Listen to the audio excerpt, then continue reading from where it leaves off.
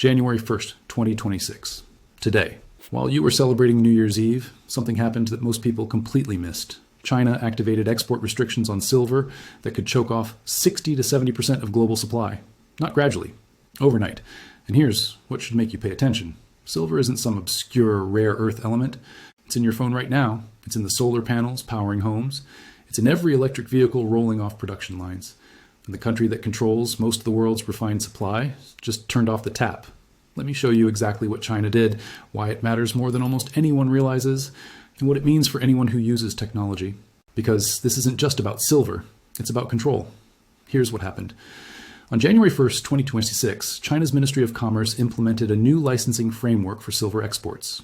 Sounds bureaucratic. It's not. Under the new rules, companies wanting to export silver from China must obtain special government licenses. China named just 44 companies approved to export silver for 2026 and 2027.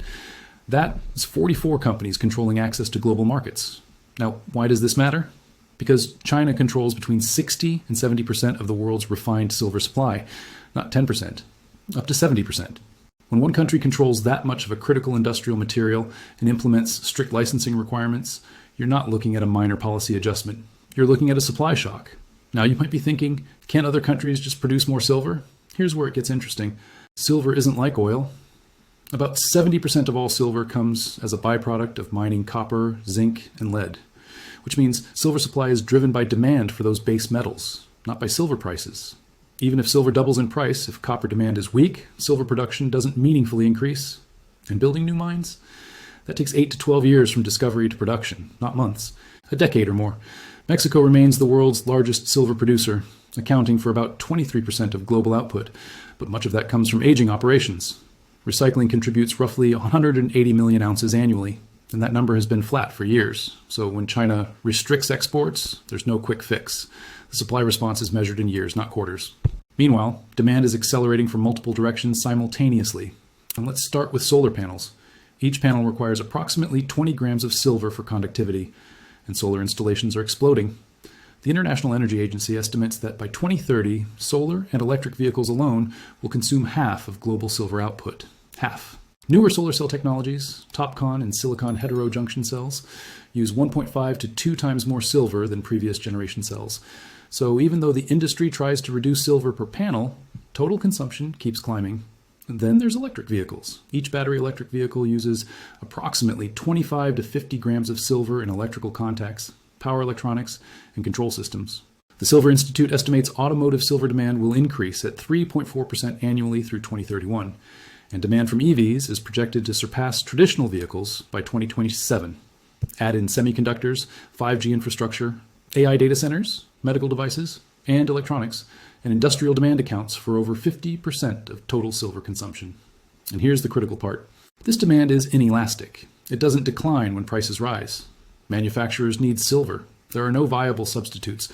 Silver's conductivity and reflectivity are unmatched. Now, let me show you what the combination of restricted supply and rising demand is already doing.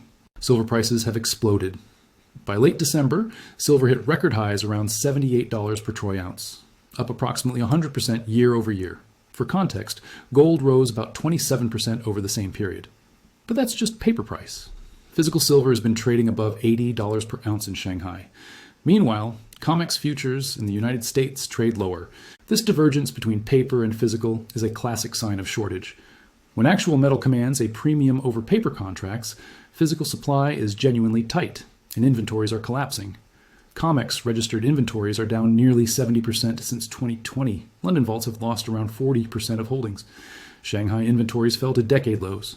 At current consumption rates, some industrial regions have barely 30 to 45 days of accessible silver reserves. That's not comfortable. That's living hand to mouth. Even Elon Musk weighed in. On social media, he wrote, "This is not good. Silver is needed in many industrial processes." Coming from someone running the world's most valuable electric vehicle company, that's not casual commentary. Now, here's where pattern recognition comes in. China has done this before with other materials. In 2010, China restricted exports of rare earth elements. Prices spiked over 1,000% for some materials. Global supply chains panicked. Countries scrambled to develop alternative sources. It took years and massive investment for other nations to reduce dependence from 90% to around 50%. China also implemented controls on tungsten and antimony. both critical for defense and advanced technologies. The pattern is consistent. Identify strategic materials, consolidate domestic control, restrict exports, create leverage. Silver is receiving the same treatment. And by controlling silver exports, China achieves multiple objectives simultaneously. First, it preserves domestic supply for China's own massive solar manufacturing, electronics production, and electric vehicle industries. Second, it increases bargaining power in trade negotiations. When you control a resource other countries need, you have leverage.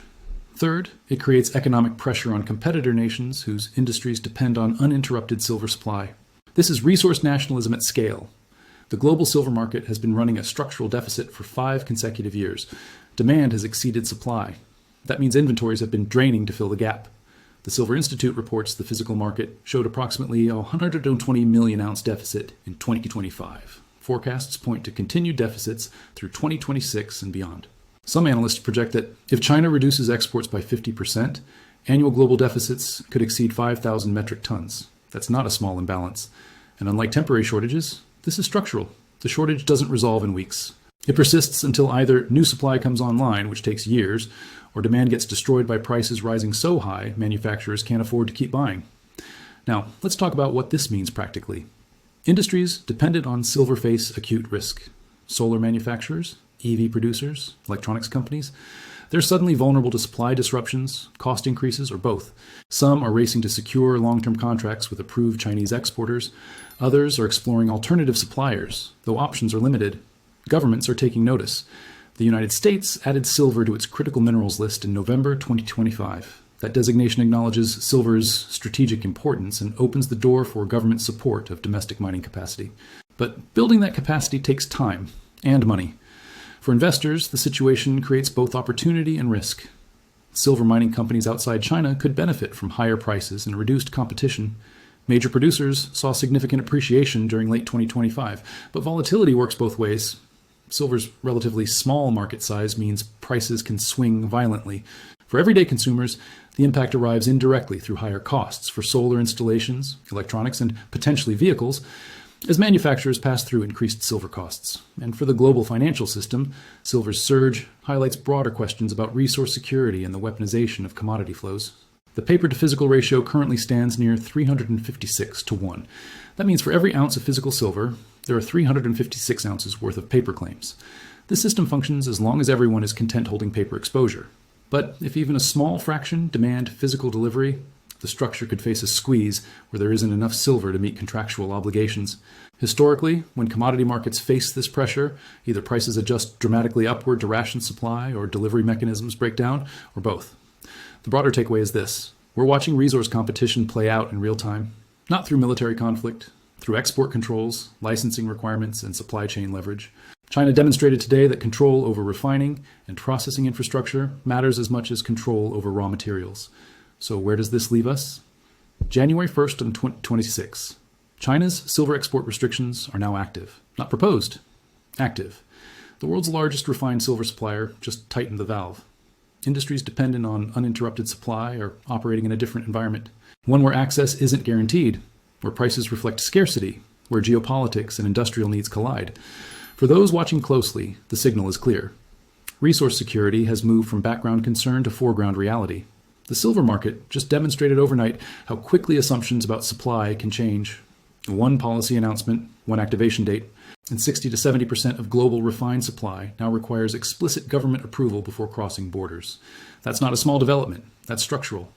And structure defines what comes next more than any single price move. The question isn't whether this matters. The data says it does. The question is whether you're paying attention while positioning is still possible, or whether you'll be reacting when everyone else figures it out.